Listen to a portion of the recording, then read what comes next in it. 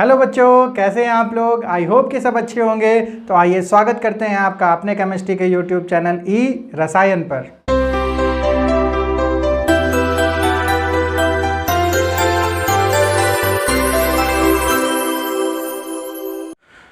आज के सेशन में बच्चों हम लोग IUPAC नॉमेनक्लेचर देखेंगे उन कंपाउंड्स का जिसमें होता है हमारा फंक्शनल ग्रुप।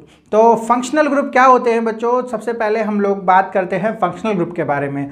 तो फंक्शनल ग्रुप वो ग्रुप ऑफ एटम्स होते हैं या फिर ग्रुप ऑफ बॉन्ड्स होते हैं जो कि किसी भी कार्बन चेन या फिर हाइड्रोकार्बन चेन से लगने पर क्या दे देते हैं, एक कैरेक्टरिस्टिक प्रॉपर्टी देते हैं। जैसे अगर हम लोग बच्चों इस कार्बन चेन में अगर हम लोगों ने OH ग्रुप लगाया तो ये हमारा एक ग्रुप होता है फंक्शनल ग्रुप जिसको हम लोग बोलते हैं अल्कोहल।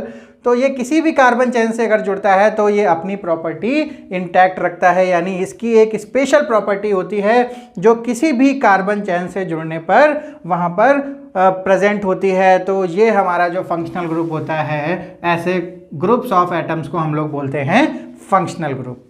तो ये जो फंक्शनल ग्रुप होते हैं इनकी नेमिंग को हम लोग एक स्टैंडर्ड वे से पढ़ते हैं IUPAC nomenclature of functional group compound में। तो आइए बच्चों देखते हैं कि हम लोग कितने तरीके के फंक्शनल ग्रुप करने वाले हैं। तो ये हमारी बच्चों एक लिस्ट है जो कि NCERT में गिवन है। इसमें बहुत सारे आप लोग फंक्शनल ग्रुप देख पा रहे होंगे। हमारा COOH कार्बोक्सिलिक ग्रुप है, अल्कोहल है। इसी तरीके से हमारे डबल और सिंगल बॉन्ड ये भी हमारे फंक्शनल ग्रुप होते हैं। इस तरीके से हमारे हैलोजन है, हमारा नाइट्रो ग्रुप है। ये बहुत सारे हमारे फंक्शनल ग्रुप हैं जो कि किसी भी कार्बन चेन में अटैच होने पर अपनी एक कैरेक्टरिस्टिक प्रॉपर्टी देते हैं। इनके अलावा भी बच्चों हमारे पास कुछ एडिशनल फंक्शनल ग्रुप भी हैं जिनके बारे में हम लोग डिस्कस करेंगे अपने नेक्स्ट सेशंस में। तो आज हम लोग कौन से फंक्शनल ग्रुप को पढ़ने जा रहे हैं, तो चलिए शुरू करते हैं बच्चों आज की क्लास और आज के फंक्शनल ग्रुप। सबसे पहले हम लोग बच्चों देख लेते हैं स्केलेटन। स्केलेटन में हम लोग देख रहे थे कि IUPAC नाम लिखते वक्त हम लोग सबसे पहले स्केलेटन की बात करते हैं, जिसमें सबसे पहले आता है हमारा वर्ड रूट, फिर आता है हमारा प्राइमरी सफिक्स, फिर आता है हमारा सेकेंडरी सफिक्स और उससे पहले आ जाता है हमारा primary prefix and secondary prefix. तो इस तरीके का कुछ स्केलेटन होता है हमारा IUPAC नेमिंग के लिए। तो यहाँ पर हम लोग वर्ड रूट में जनरली क्या लिख लेते हैं, नंबर ऑफ कार्बन एटम जो होते हैं उसके अकॉर्डिंग हम उनकी नेमिंग करते हैं, जो हमारा हो जाता है मैथ, एथ, प्रो, ब्यूट। इस तरीके से हम लोग जनरल नाम लिख लेते हैं यहाँ पर एल्क। 1 डिग्री सफिक्स हमारा क्या बताता है कि हमारे कार्बन कार्बन के बीच में सिंगल बॉन्ड है, डबल बॉन्ड है या फिर ट्रिपल बॉन्ड है, उसके अकॉर्डिंग उसकी हम लोग नेमिंग कर देते हैं एन, इन एंड आइन। प्रीफिक्स यहाँ पर हम लोग कोई नहीं लगाने वाले हैं in case of functional group. फिर हमारा जो सेकेंडरी सफिक्स होता है ये हमको बताता है हमारे फंक्शनल ग्रुप के बारे में। जो हमारा प्रिंसिपल फंक्शनल ग्रुप होता है उसके बारे में हमें जानकारी देता है हमारा सेकेंडरी सफिक्स। इसकी बात की डिस्कशन हम लोग बच्चों पुराने सेशंस में भी कर चुके हैं। अगर बच्चों आप लोगों ने पहले के सेशंस को नहीं देखा है तो तुरंत जाके उन सेशंस को देखिए और आपको बेसिक से IUPAC नॉमेनक्लेचर की जानकारी मिलेगी। तो यहाँ पर हम लोग फंक्शनल ग्रुप की बात कर रहे हैं। तो यहाँ जो सेकेंडरी सफिक्स होता है वो हमारा प्रिंसिपल फंक्शनल ग्रुप के बारे में जानकारी देता है, और सेकेंडरी जो प्रीफिक्स होता है ये हमारा सब्स्टिट्यूएंट के बारे में बताता है बच्चों। सब्स्टिट्यूएंट वो होते हैं जो हमारी ब्रांचिंग होती है मेन चेन के साथ। तो उसमें हमारा मिथाइल, एथाइल या फिर एल्काइल ग्रुप हम लोग जनरली बोल सकते हैं, वो सब हम लोग यहाँ पर लगाते हैं। लेकिन आज हम लोग जिस फंक्शनल ग्रुप्स के बारे में बात करने वाले हैं वो है हमारे पास, उसमें सबसे पहले हमारा जो फंक्शनल ग्रुप है वो होगा हैलोजन। हैलोजन जो फंक्शनल ग्रुप होते हैं जिन्हें हम लोग X से डिनोट करते हैं, जिसमें हमारा Cl, Br, I और F इस तरीके के हमारे फंक्शनल ग्रुप यानी हैलोजन ग्रुप अटैच्ड होते हैं। तो उनको हम लोग बोलते हैं हैलो ग्रुप्स। सेकंड हम लोग पढ़ेंगे आज अपना नाइट्रो ग्रुप। नाइट्रो में हमारा क्या होता है, NO2। अगर हम लोग इसकी बॉन्डिंग को भी दिखाएं तो हमारा जो एक डबल बॉन्ड O हमारा होता है यहाँ और एक सिंगल बॉन्ड O होता है। तो इस तरीके से हमारा NO2 ग्रुप जुड़ा हो सकता है, जिसको हम लोग बोलते हैं नाइट्रो ग्रुप। और थर्ड की बात करेंगे आज हम लोग ईथर की।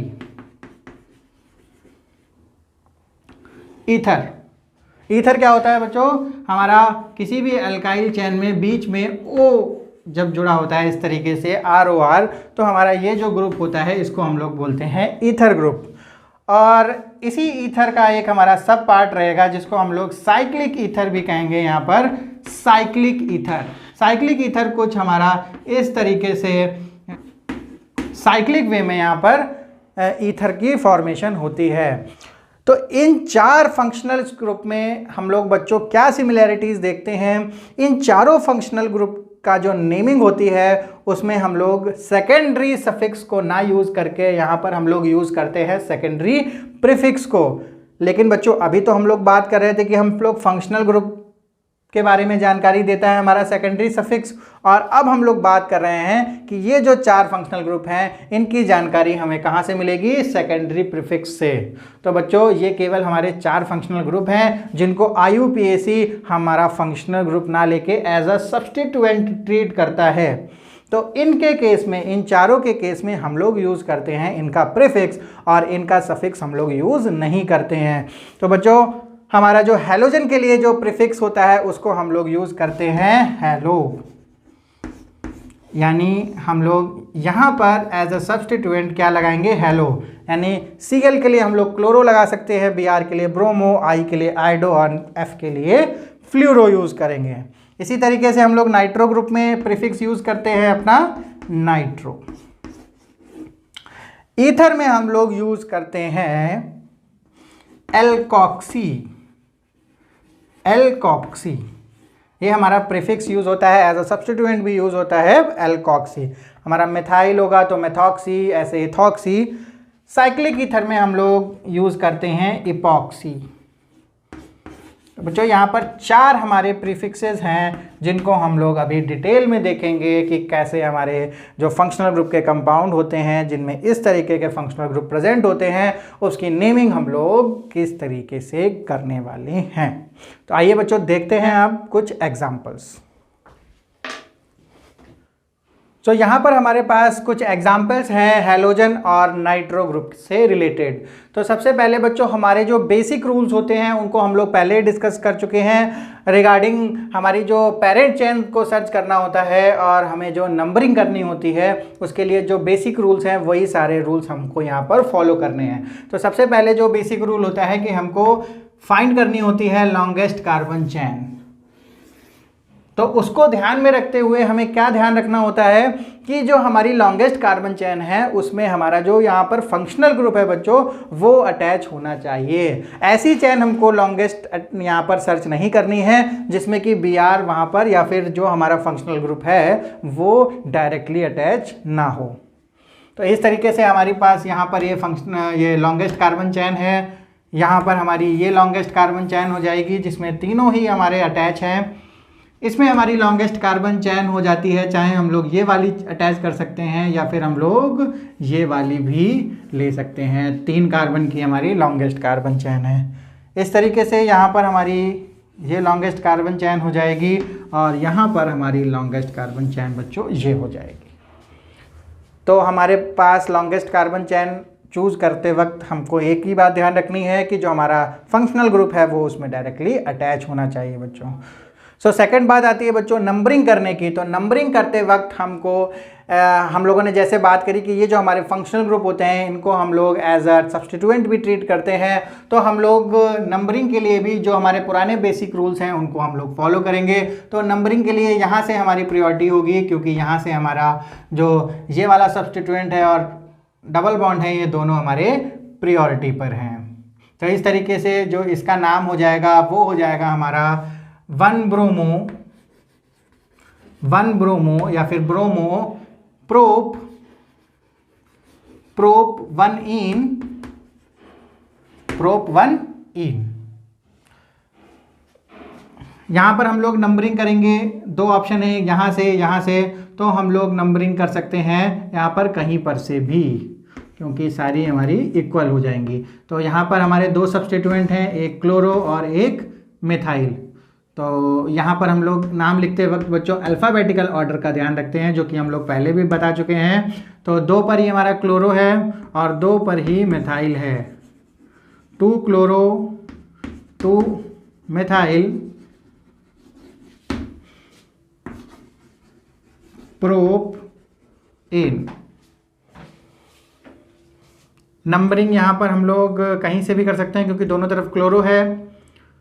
1 2 3।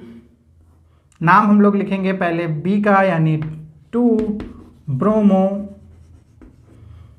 और 1 and 3 डाई क्लोरो प्रोपेन। इस तरीके से बच्चों हम लोग हैलो कंपाउंड्स की नेमिंग करते हैं। अब हमारे पास 2 कंपाउंड हैं जिनमें हमारा फंक्शनल ग्रुप है नाइट्रो ग्रुप। इसमें हम लोगों ने लॉन्गेस्ट कार्बन चेन सर्च कर ली है। नंबरिंग करेंगे हम लोग यहाँ से ही क्योंकि हमारे पास यही है सबसे पास 1 2। तो हमारा नाम आ जाएगा, हमें इसे सब्स्टिट्यूएंट लेना है तो इसको हम लोगों को प्रीफिक्स में लिखना होगा। तो हमारा 1 नाइट्रो है, या फिर नाइट्रो भी लिख सकते हैं हम लोग, नाइट्रो एथ और एन। नाम हो जाएगा इसका 1 नाइट्रो एथेन या फिर नाइट्रो इथेन। यहाँ पर बच्चों हम लोग नंबरिंग करेंगे यहाँ से क्योंकि हमारा NO2 इधर से पास आ रहा है और डबल बॉन्ड भी इधर से ही पास में पड़ रहा है। 2 पर सब्स्टिट्यूशन है हमारा नाइट्रो का हम लोग लिख लेंगे 2 नाइट्रो और हमारा हो जाएगा पेंट 2 इन, 2 नाइट्रो पेंट 2 इन। तो बच्चों आप लोगों ने देखा कि कितना इजी वे है हमारा इन फंक्शनल ग्रुप की नेमिंग करना। बस हमको ये याद रखना होता है कि हमारे जो ये ग्रुप्स हैं इनका हमको प्रीफिक्स यूज़ करना है। इस केस में हमको नाइट्रो यूज़ करना होता है और इस केस में हम लोगों को हैलो, जो भी हमारा हैलोजन होगा उसके आगे हम लोग को ओ जोड़ देना है और हमारा बन जाएगा बच्चों प्रीफिक्स। अब हम लोग देख लेते हैं बच्चों अपना नेक्स्ट फंक्शनल ग्रुप जो कि है हमारा ईथर। सो ईथर के लिए हमारा ग्रुप होता है ROR। सो इसके लिए बच्चों हम लोग प्रीफिक्स का यूज़ करते हैं। जो हमारा प्रीफिक्स होता है वो हम लोग करते हैं एल्कॉक्सी या फिर ऑक्सी। तो कुछ एग्जांपल्स के थ्रू हम लोग देखेंगे कि किस तरीके से हम लोग नेमिंग करते हैं हमारे ईथर की।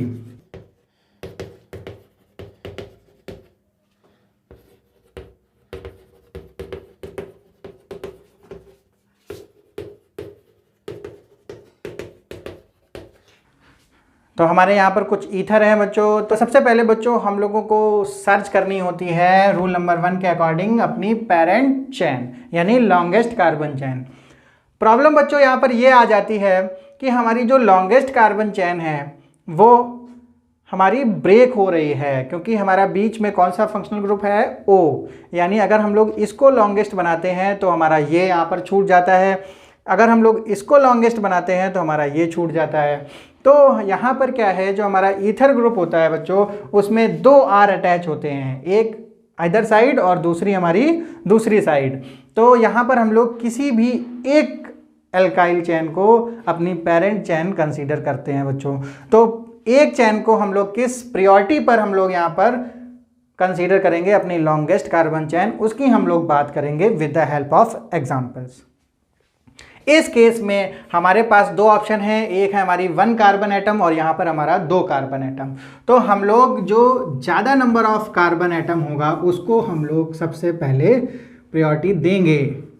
अगर हमारे पास कोई और फंक्शनल ग्रुप या फिर और कोई डबल या ट्रिपल बॉन्ड प्रेजेंट नहीं है, तो केवल नंबर्स के अगर हमें बेसिस पर यहाँ पर प्रायोरिटी देनी है तो हम लोग ज़्यादा नंबर वाले कार्बन चेन को यहाँ पर प्रायोरिटी देंगे और अपनी पेरेंट चेन बनाएंगे।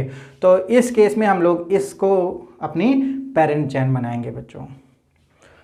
इस केस में हम लोग देखें तो यहाँ पर हमारा 1 है और यहाँ पर 3 है। तो सिंपल सी बात है कि हम लोग किसे पेरेंट चेन बनाएंगे, अपनी इस वाली चेन को। यहाँ पर क्या है बच्चों, यहाँ पर भी 2 कार्बन है और यहाँ पर भी 2 कार्बन एटम है। तो यहाँ पर हम लोगों को छूट है कि हम लोग किसी भी चेन को, किसी भी अल्काइल ग्रुप को यहाँ पर अपनी पेरेंट चेन बना सकते हैं। तो इस तरीके से इन कंपाउंड्स में हम अपनी पेरेंट चेन को सर्च करते हैं। अब अगर हमारे पास ईथर कुछ इस तरीके से आ जाता है,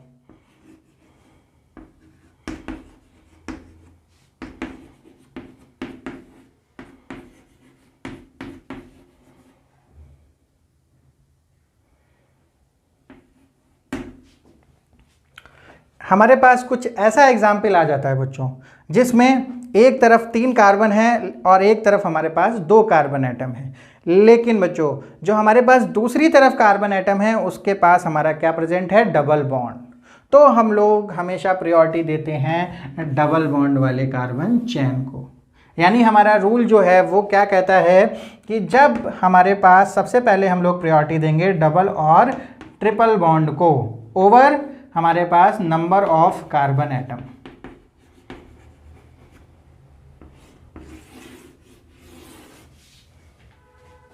अगर हमारे पास कुछ ऐसी सिचुएशन आती है तो हमेशा बच्चों हम लोग प्रायोरिटी देंगे किसको, अपने डबल बॉन्ड वाले कार्बन एटम को। तो अब हम लोग देखते हैं बच्चों कुछ और केसेस जहां पर हम लोगों को किस तरीके से प्रायोरिटी देनी है अपनी सर्च करने में पेरेंट चेन को।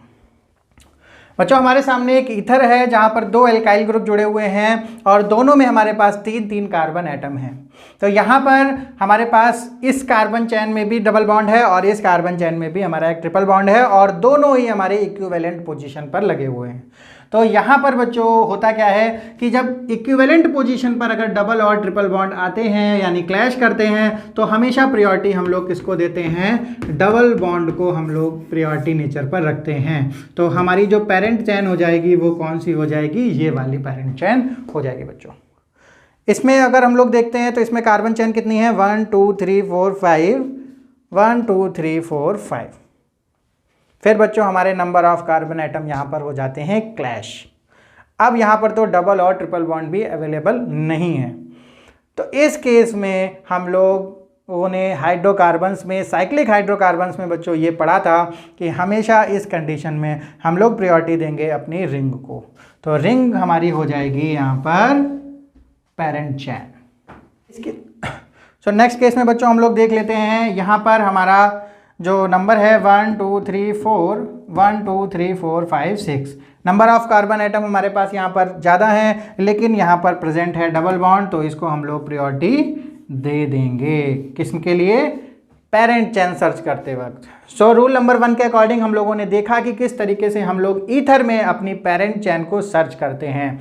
अब हम लोग बच्चों सेकंड पॉइंट देखते हैं कि किस तरीके से हम लोग नंबरिंग करते हैं और अपने सब्स्टिट्यूएंट की नेमिंग करते हैं।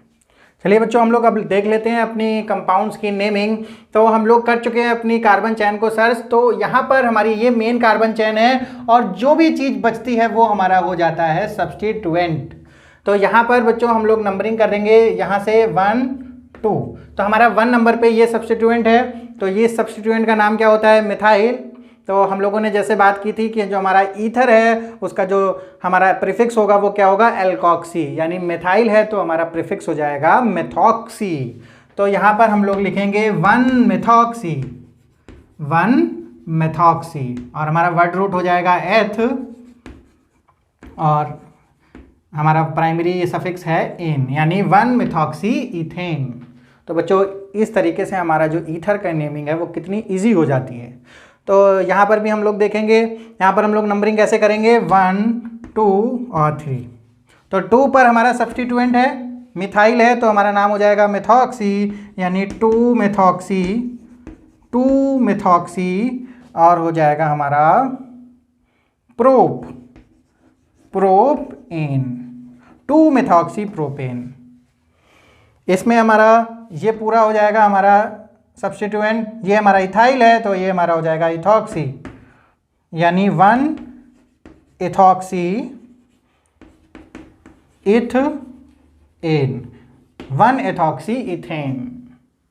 इसी तरीके से बच्चों यहाँ पर हमारा 1 2 और ये हो जाएगा हमारा साइड चेन या फिर हमारा सब्स्टिट्यूएंट। ये हमारा है प्रोपाइल, यानी हमारा हो जाएगा प्रोपॉक्सी, यानी 1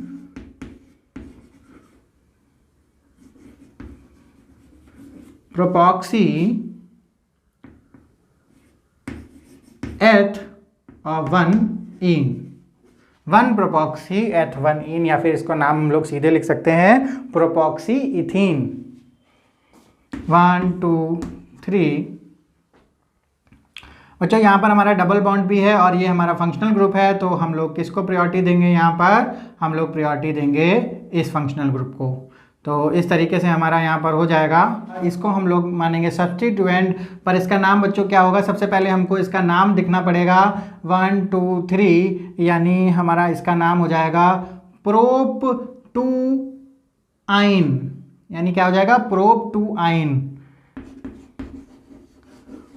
प्रोप टू आइन ऑक्सी यानी प्रोपाइन ऑक्सी, और फिर इसका हमारा नाम हो जाएगा प्रोप टू इन। तो वन पे हमारा सब्स्टिट्यूएंट लग गया जिसका नाम है 1 प्रोप टू आइन ऑक्सी और प्रोप टू इन। इसका नाम बच्चों क्या होगा? इसका नाम हमारा हो जाएगा यहाँ इस सब्स्टिट्यूएंट का हमारा हो जाएगा 1 2 3 4 5, यानी इसका नाम हो जाएगा हमारा पेंटेन यानी पेंटॉक्सी, पेंटेनॉक्सी, पेंटॉक्सी। और पेंटॉक्सी हमारा किस नंबर पे लगा है? 1 नंबर पे लगा है, 1 पेंटॉक्सी, और ये हमारा नाम हो जाएगा साइक्लोपेंटेन, 1 पेंटॉक्सी साइक्लोपेंटेन।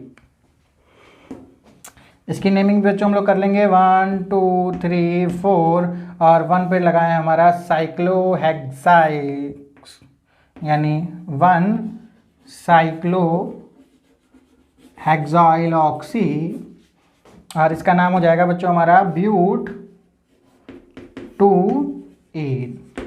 तो इस तरीके से हम लोग अपनी सब्स्टिट्यूएंट की नेमिंग में ऑक्सी जोड़ देते हैं, उसका प्रीफिक्स बना देते हैं, और बाकी जो हमारी पेरेंट चेन होती है उसके साथ हम लोग एन इन या फिर आइन जोड़ते हैं, जो भी अकॉर्डिंग टू हमारी जो कार्बन कार्बन चेन के बीच में जो बॉन्डिंग होती है उस तरीके से हम लोग उसका नाम बच्चों रख देते हैं। तो आई होप बच्चों आप लोगों को ईथर की नेमिंग, नाइट्रो ग्रुप और हमारे जो हैलोजन कंपाउंड की नेमिंग थी वो ईजिली आ चुकी होगी।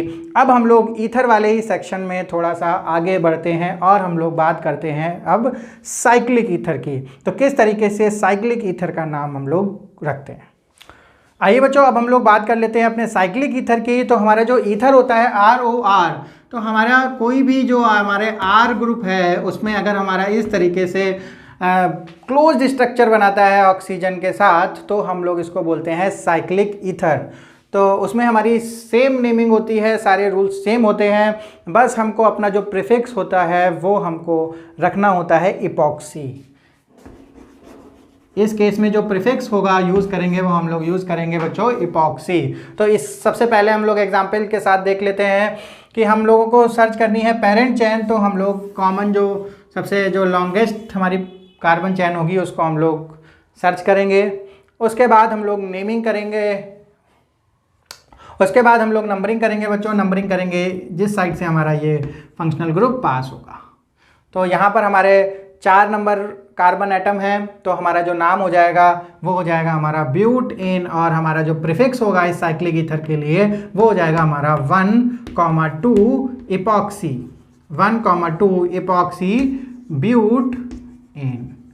सिंपल नाम है बच्चों, बस हमको क्या करना होता है, हमारी जो 2 कार्बन एटम पर इपॉक्सी ग्रुप लगा है उसकी हमें नंबरिंग के साथ यहाँ पर प्रीफिक्स जोड़ देना होता है, जो कि हमारा हो जाएगा 1,2 इपॉक्सी ब्यूटेन।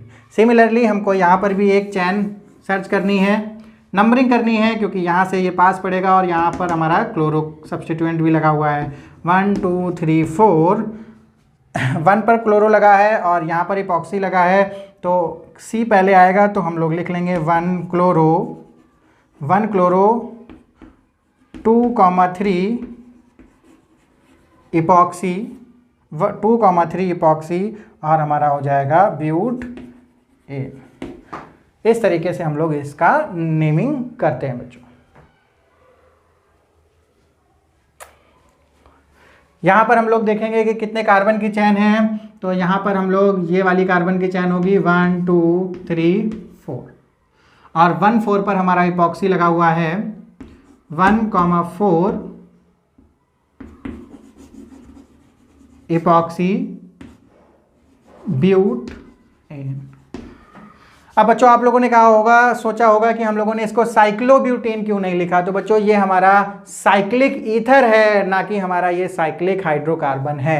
अगर हम लोग इसको ईजिली वे में देखना चाहें तो हमारे जो 4 कार्बन है उनको अगर हम लोग स्ट्रेट लगाएं तो हमारा जो 1,4 है इस तरीके से हमारा ये साइकिल फॉर्म्ड है ईथर की।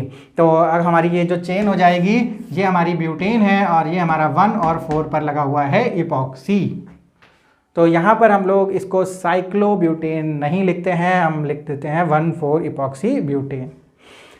सेम वैसे हम लोग यहाँ पर भी इसको हम लोग हेक्सेन ना मानकर, ये जो हमारा ये है ये साइक्लिक है। तो इसमें सबसे पहले हम लोग चेन देखेंगे, तो चेन हमारी हो जाएगी ये वाली बच्चों।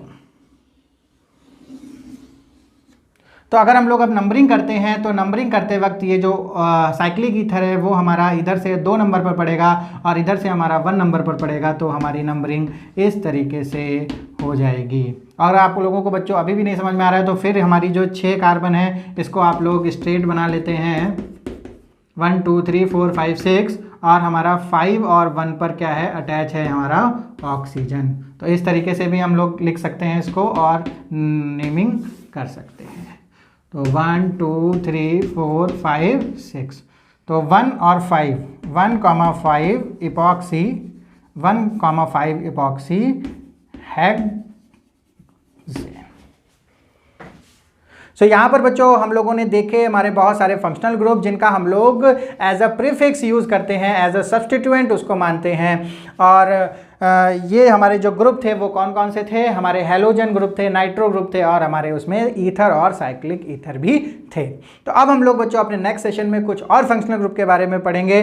तो बच्चों टिल देन बाय बाय। और अगर आप लोगों ने बच्चों चैनल को अभी तक सब्सक्राइब नहीं किया है तो चैनल को कर लीजिएगा subscribe. Till then bye bye, मिलते हैं अब अपने नेक्स्ट सेशन में।